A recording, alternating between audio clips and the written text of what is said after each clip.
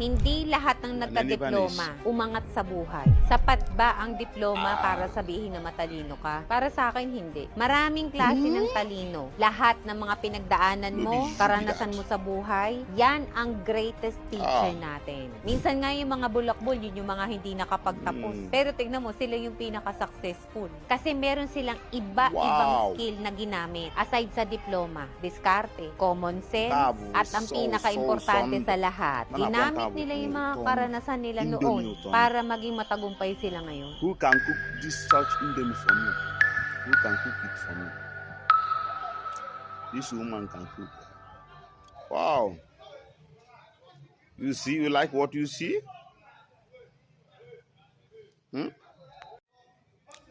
Nganeni paneshi. Ah.